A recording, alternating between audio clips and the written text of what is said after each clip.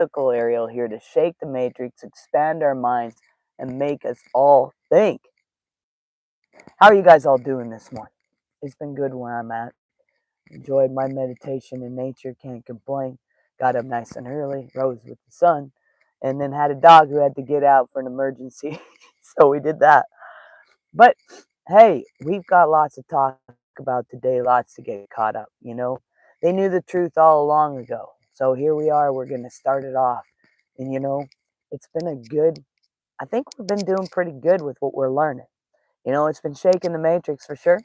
It's been shaking the religious and all of that. And hey, that's what we're about. We're about to shake this matrix, expand our minds, and make us all think. So welcome back, all of you awakening souls. Over this past 2 days, we've been exploring true nature of reality, you know, and the layers of programming that has been keeping us all trapped in this illusion. And today we step into the sacred ground. How's it going? 1, 2, 3, 4. You're gonna be a grandma. I can't believe it. Saw Nate was live yesterday. Haven't seen him live in years. I know. I am so excited. I am gonna be a grandma. I've got a grandson on the way, and hopefully he'll be getting here soon. And we cannot wait. It's gonna be amazing. So yes, I am going to be a grandma. I think I look pretty good for a grandma, though, huh?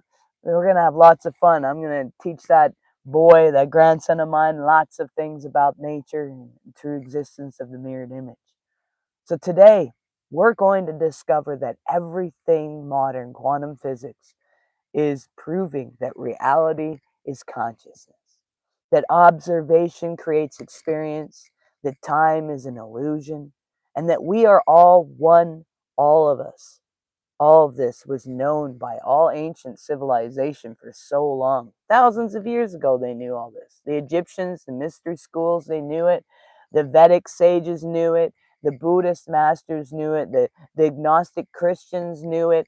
The indigenous wisdom keepers knew it. And every authentic spiritual tradition throughout history discovered the same fundamental truths. And so everything I'm teaching you is truth. I'm not lying to you. I'm not making up some stuff out of voodoo. It's stuff I experienced, but it's stuff that's really here. But here's what's crucial. You know, this knowledge was systematically suppressed on purpose, you know, hidden and distorted by those who benefit from humanity, remaining unconsciousness. And I mean, come on. You know, books were burned, teachers were killed, sacred texts were buried or removed from circulation to keep these things secret. So people, humanity wouldn't wake up. Hello, good morning, grand risings. Why? Why did they do this? Because you want to know something what knowledge does for people? Happy birthday. Happy birthday to you. Knowledge, want to know what it does? It teaches you the truth, you know?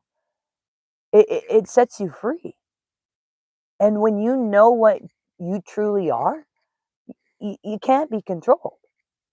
And when you understand this nature of the simulation, you become its master rather than its slave. And how many do you want that? I mean, today we reclaim that ancient wisdom. We're going to see that the map to liberation has been here all along, waiting for those ready to see it, waiting for those to expand our mind. You know, and today we reclaim that ancient wisdom. We're going to see it, experience it. And are you ready to receive what the awakened ones discovered already? You ready? Come on. Let's go take a journey together, huh?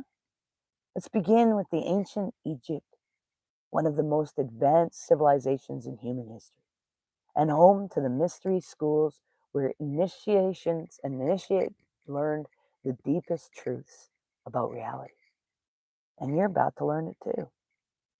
Let's talk about the Emerald Tablet, the Master. You know, there's an ancient text called the Emerald Tablet, attributed to Hermes, and thrice great Hermes, a legendary figure who some say was the Egyptian god Thoth. The tablet contains one of the most profound statements ever written: as above, so below, as within, so without, as the universe, so the soul. This is in poetry. This is precise description of this holographic simulation and the nature of this reality that quantum physics is only now proven. So finally, science is catching up. We don't seem so crazy now, do we? As above, so below means the Marcosome reflects the Marcosome. The patterns that govern galaxies also govern atoms. The same laws that operate in the cosmos operate in your body, in your consciousness. As within, so without means your inner state creates your outer reality. And what you hold in consciousness manifests in experience. Your beliefs, thoughts, and emotions literally create the world you experience before you. Isn't that crazy? I mean, this is the observer effects expressed 5,000 years before even quantum physics got up. Yet people didn't pay attention to that. See, the mystery schools taught 7 fundamental principles that govern reality. Listen carefully, you ready? Because these are operating laws of the simulation. Principle 1, mentalism. The all is the mind. The universe is mental. Everything's within. Everything is consciousness. Matter emerges from the mind, not the other way around. See, your physical reality and thoughts of infinite mind made manifest. And this is what quantum physics calls the primary consciousness, the truth. You know, as above, so below. As below, so above. Reality before us is fractal. The same patterns repeat at every level. You look at your lives, stop and pay attention and look at the patterns. They're just different images of people, but the same shit over and over again. What the fuck, huh? Understanding one level gives you understanding of all levels. The universe is self-similar across all scales. Nothing rests, everything moves, and everything vibrates. And what appears solid is actually energy in motion. Different vibrations rates creates different forms. It changes your vibration, changes your manifestation. And this is exactly what modern physics proves. Everything is vibrating quantum field. Polarity, everything is dual. Everything has poles, everything has pairs, a pair of opposites. Hot and cold are the same thing at different degrees. Love and hate are both intense emotional connections. Light and dark are degrees of the same spectrum. I mean, you can transform one into another by changing the degrees, right? The 5th principle, rhythm. Everything flows out and in. Everything has its tide. Life moves in cycles. Expansion and contraction. Creation and destruction. Growth and rest. Universe breeze. Understanding the rhythm allows you to ride the waves rather than being swept away. 6th principle, cause and effect. You see, every cause has an effect, and every effect has its cause. Nothing happens by chance. Every action has a consequence. This is karma. This is the law of sowing and reaping. When you understand this, you can become a conscious cause rather than an unconscious effect.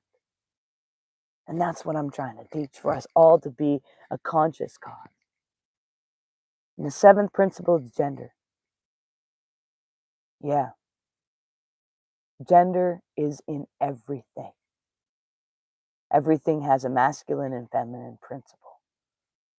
That's biology, and you can't change that. No matter what drugs you take or what you want to do to your body, that's on you. But you can't change the reality of what biology is. in every creation. Which you want to identify, that's up to you. But biology is one thing. And not about physical gender either. I'm not saying that. But about the creative principles. Masculine is active, projecting, willing. Feminine is both receptive, nurturing, imagining. Both are necessary for creation. You need will and imagination working together. Okay? It's important. Pay attention. We all have a alignment, a mathematical code. And these 7 principles are the source code of reality. You see, the ancient Egyptians understood the programming language of assimilation thousands of years ago. The Egyptians' understanding of consciousness. See, the Egyptians didn't see humans as just physical bodies. And here's what I'm trying to explain. They understand we have multiple aspects. So I understand if you want to be, look, dress, desire, that's different. I'm not talking about biology thing we were talking about. See, the Egyptians, we don't see humans as physical bodies at all. They understand that we have multiple aspects, multiple layers. The vital life force, the energy, body, what we might call the etheric field, Ba, the personality soul that can travel, what leaves the body in dreams and death. Ach, the mortal, luminous spirit, your eternal divine nature. Ka, the physical body, the temporary vehicle. See, they knew the physical body was just a vehicle for consciousness. They knew that those of you who are really continues after death of the body, they knew that consciousness can navigate between dimensions. It's true. Hello, I'm here. What do you call this? I navigated my being into this body again and again and again and again. I'm right here. There's many like me. We are called the returned. There's a difference between NDE and returned. We have physical evidence that shows we are not the same. In the mystery schools, initiates when through a process designed to break them free from ordinary consciousness. The symbolic death, they would lie in a sarcophagus for 3 days, entering deep trance states, experiencing ego death, confronting the fear of non-existence. You see, the underworld journey, a guided journey through unconscious mind, meeting shadow aspects, integrating denied parts of self. The awakening, emerging reborn, remembering their divine nature, seeing through the illusion of the material world. See, this is exactly what's happening to you right now. You're going through an initiation. See, your old understanding of reality is dying, and you're journeying through the underworld of deconstruction belief, and you're preparing to emerge, awaken to your true nature. See, the mystery schools were teaching conscious escape from the assimilation 5,000 years ago. And now let's journey to ancient India, where some of the most profound spiritual philosophy ever conceived was developed. Maya, the cosmic illusion. One of Hinduism's most revolutionary teaching is the concept of Maya. See, Maya means illusion, but not in the sense of that nothing exists. Maya means that the nature of physical reality is misunderstood. Imagine you're walking at night and you see a snake on the path and your heart races, fear grips you. But when you get closer, you see it's actually a rope. The rope was always just a rope, but in the darkness, it appeared to be a snake. This is Maya. The world appears to be made of separation and separate solid objects, but you, me, this table, your chair that you're sitting in, separate things in separate places, but that's the rope appearing as a snake. The truth is that all of it, one unified consciousness appearing in different forms, is the real truth. See, the physical world isn't fake or unrealities real, but its nature is misunderstood. Its consciousness, not matter. It's one, not many. It's temporary projection, not ultimate reality. See, the Vedic sages taught that there is only one ultimate reality. Braham is infinite consciousness, eternal and unchanging, beyond all attributes and descriptions. See, the source and the substance of everything, pure being, pure awareness, pure bliss. Everything that exists in Brahman, appearing in different forms, the mountains, the oceans, the stars, your body, your thoughts, your awareness, all of it is Brahman experiencing itself. And here's the revolutionary part: your individual soul, what they call Atman, and is Brahman, not a part of Brahman, not connected to Brahma, is Brahman. You see, the great statement of the Upanishads is Tat Tahat Asi, thou art that. You are the infinite consciousness. You are the ultimate reality, not your body, not your personality, not your thoughts, but the awareness that observes all of this. That awareness is Brahman itself. This is not metaphor. This is not belief. This is direct recognition of what you actually are beneath all the layers of identification with form. Let's talk about the divine play. So, why does infinite consciousness create the illusion of separation and limitations? The Vedic tradition calls it Leela, divine play. And why do you watch movies or play a video game? To experience something different from your ordinary, right? To feel emotions, face challenges, solve problems, and experience stories. The infinite consciousness, which has no limitations, it creates the simulation of limitations in order to experience what limitations it feels like. And it plays hide and seek with itself.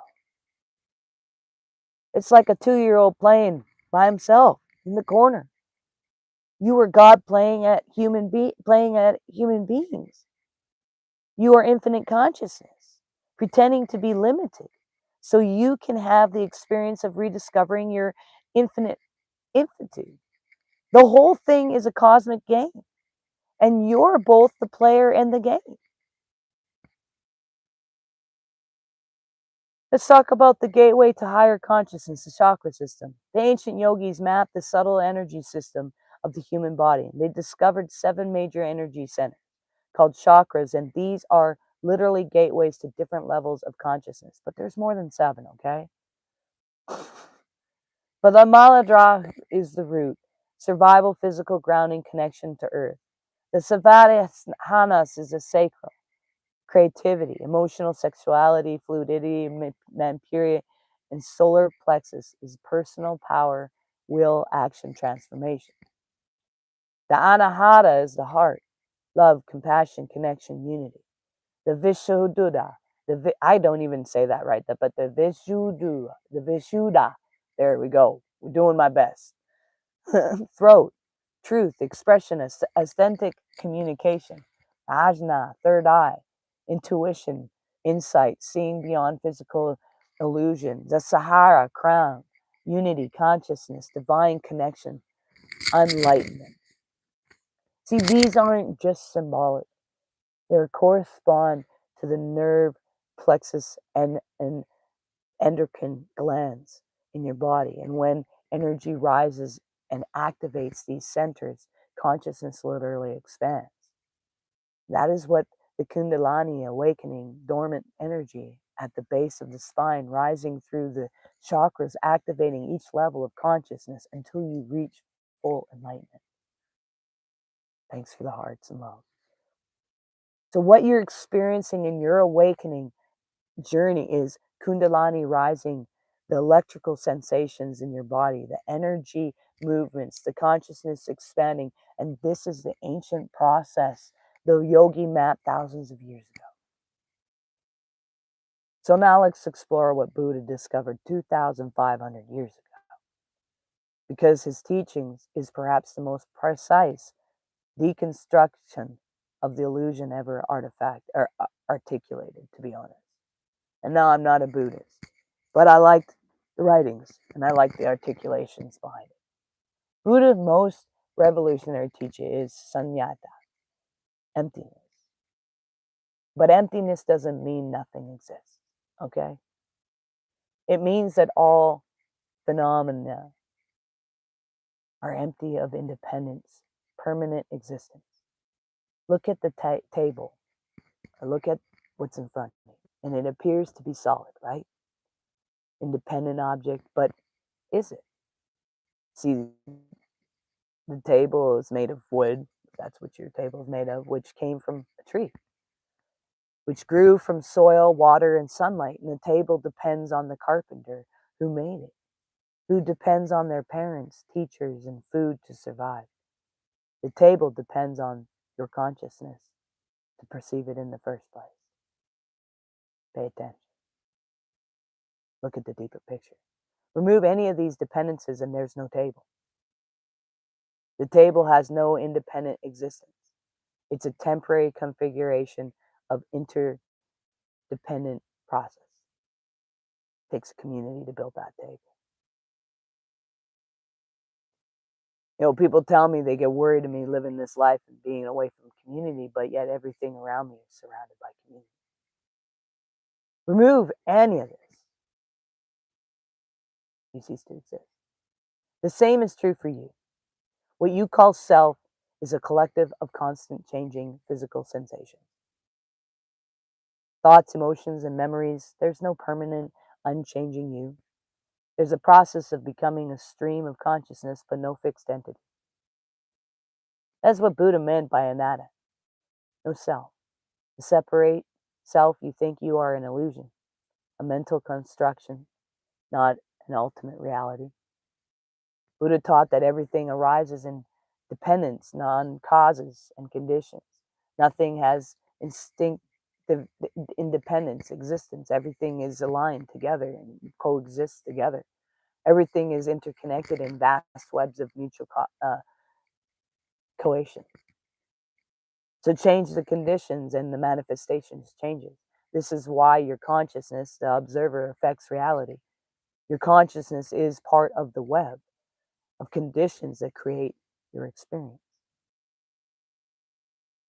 So the three marks of existence is, first, Buddha said that all conditions, phenomena share three characteristics. First is anicca, impermanence. Everything is constantly changing, not just slowly changing every single moment. Atoms are vibrating, cells are dying and regenerating. Thoughts arise and pass, emotions shift, nothing says the same. Suffering comes from trying to hold on to what must change, trying to make permanent what is inherently temporary. And second is dukkha, unsatisfactionness. Life involves suffering or unsatisfactoriness, not because reality is bad, but because we cling to impermanent things and try to find permanent satisfaction in what cannot provide it. So it's like a loop. The solution isn't to reject life, but to stop clinging. And third is anatta, no self. As we discussed, there's no permanent, unchanging self. The you who woke you up this morning is not the same you sitting here now. Your process is not a thing. I mean, when you directly realize these three truths, that everything is impermanent, that clinging causes suffering, and that the separate self is an illusion, you wake up from the dream or the nightmare. And you stop being trapped by this simulation and in this matrix, and because you see through it, you see through the fundamental mechanisms of it, you understand it.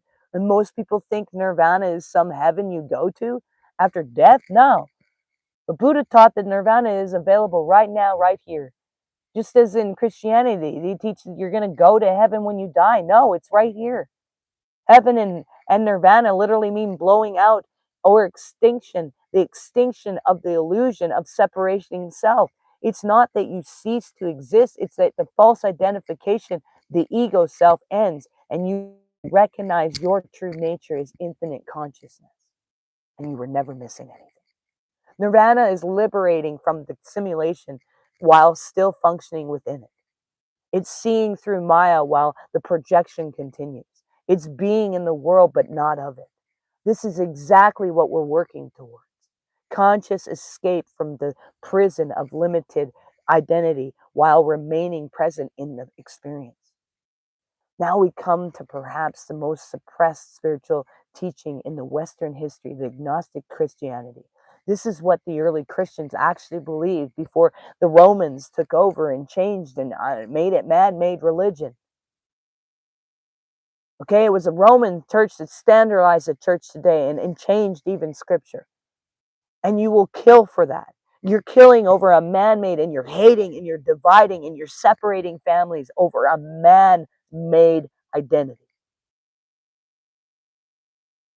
This is what the early Christians really taught. The Gnostics had a very different understanding of creation than the mainstream Christians today that are used to control and manipulate mankind. The pleroma, the fullness, the true divine source, perfect unity, infinite consciousness, this is the real God beyond form and limitation. Sophia, divine wisdom, a feminine emanation of the pleroma. Sophia desired to create without her divine consort, and this act created the Demerge, a false god who mistakes himself for the ultimate creator. And that is the Demerge. That is Diablos. That is the Satan the Christian churches talk about. So you got the wrong dude in the image there. The Demerge creates the material world as a trap for consciousness. He rules the ignorance, fear, and control. Gotta go let those flames get you if you don't say a prayer. Really? The Archeon servants of the Demerge who maintain the illusion and feed on human fear and suffering. Now let's translate this. The Demerge represents the egoic structure, the false self that thinks it's the ultimate authority. And the Archeons represent the parasitic thoughts, forms in the collective consciousness, what Jung called, autonomous, complex, that feed on fear and division and unconsciousness. The material world isn't evil, by the way, but it was designed to make us forget our divine nature. And there are forces, both psychological and perhaps beyond psychological, that benefit from humanity remaining asleep. The divine spark, pneuma. This is liberating knowledge, isn't it? But here's the good news. The Gnostics taught that within every human being is pneuma, a divine spark, a piece of the true source trapped in matter but never corrupted by it. And no matter how lost you've been, no matter how deeply programmed, no matter how far in the illusion you've wandered, the divine spark within you remains pure and untouched, and it cannot be corrupted, it cannot be destroyed, and it is waiting to be remembered. So the word agnostic comes from the gnosis, meaning direct knowing, not belief, not faith, not following doctrine, but direct personal experience of divine truth. The agnostics taught that salvation doesn't come from believing in external savior or following rules. It comes from recognizing the divine spark within you, seeing through the archaonic deception and demergic control, remembering your true nature as consciousness, ascending through the planetary spheres, the dimensions of consciousness, and returning to the pleroma, unit and unity of consciousness. This is exactly what you're doing right now. You're practicing a gnosis direct knowing of truth beyond belief systems. You're recognizing the divine nature within you. You're seeing through the control system. You're remembering what you are. In the 4th century, the Roman Emperor Constantine organized the Council of Nicaea to standardize Christianity. Agnostic texts were declared heresy. Why? Because Agnostic teaching is radically empowering, and you don't need priests or churches. You have direct access to the divine truth. The biblical God might not be the ultimate source. You must discern for yourself. And salvation comes through knowledge, not faith or obedience. You are responding for your awakening. You are the divine, not a sinner needing external salvation. And this threatens every form of institution control. A population that knows their divine nature cannot be controlled through fear and guilt. So the books were burned and the teachings were killed.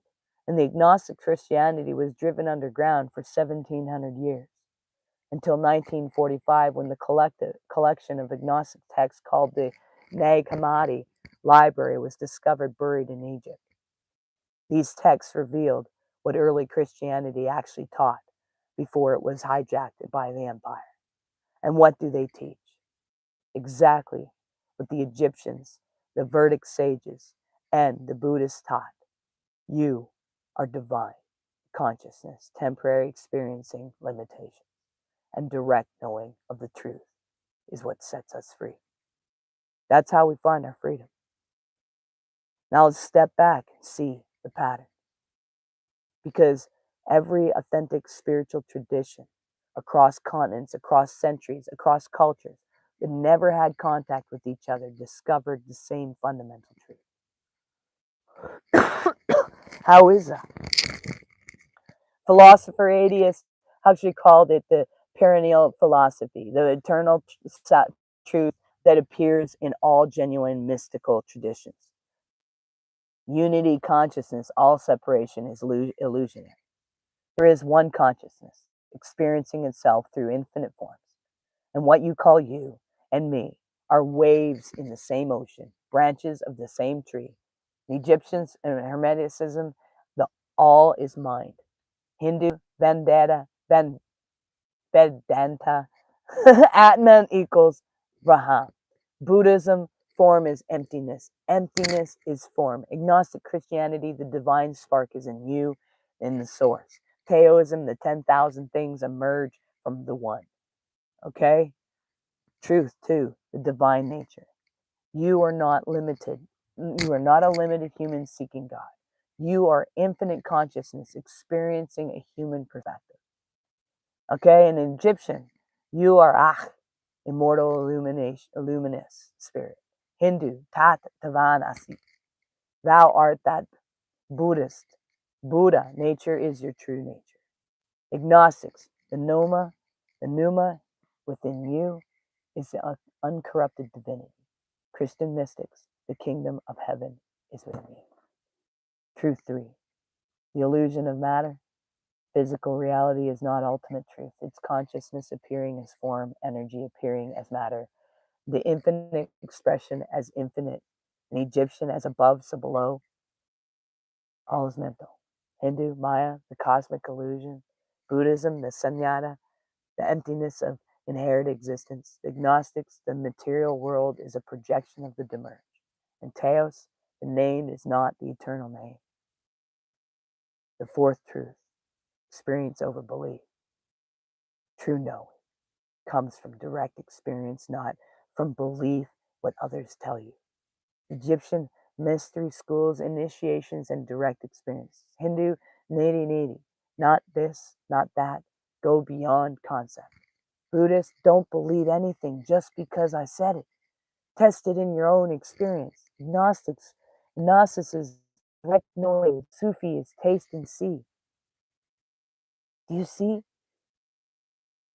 This isn't coincidence. This is multiple groups of awakening beings across the time and space and in all these different belief systems, discovering the same ultimate truth about reality. And the truth is you Our consciousness itself temporarily experiencing limitations through the assimilation of physical form. And you can awaken. You can see through the illusion while still participating in it. So take a deep breath, me. And today you're going to receive sacred knowledge that has been passed down through millennia. You've learned that the Egyptian mystery schools taught the 7 principles that govern reality and the initiation process that breaks you free. The Vedic sages revealed Maya, Brahman, and the truth that your Atman is the infinite consciousness. The Buddha showed the path of recognizing permanence, no self-independence, organizations, and achieve liberation. The Gnostics taught about the divine spark within you that remains pure, no matter how deep programming goes. And you've seen that all authentic spiritual traditions discover the same fundamental truths about consciousness, illusions, divinity, and liberation. And today, I want you to choose one thing, one of these traditions that resonates most strongly with you, and go deeper. Find the translation of the Emerald Tablet in the Hermetic teachings, the Upanishads of the Bhagavad Gita, and the Dhammapada of the Heart of Sutra, the Nag Hammadi Library or Gospel of Thomas. Read with the understanding that these are ancient superstitions, that they're precise maps of consciousness from those who successfully navigated this simulation. And as you read, notice how they confirm what you've experienced in your own awakening. And tomorrow we're going to explore the deepest questions of all. And that is, can you truly escape this simulation? And if so, how?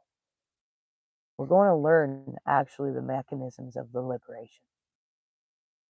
So get here tomorrow. Make sure you share this with your friends. Make sure you like and subscribe. Make sure you understand we will be here at 8 a.m. tomorrow. And if you miss it, we go on TikTok at 10 a.m. and go live on there, and we teach the same thing over there as well. Make sure you do one thing towards your dreams every single day. Make sure you recognize you're valuable and you matter, and you're all unique puzzle pieces, a part of the ultimate puzzle of the cosmos. And peace and love, and we'll see you guys tomorrow.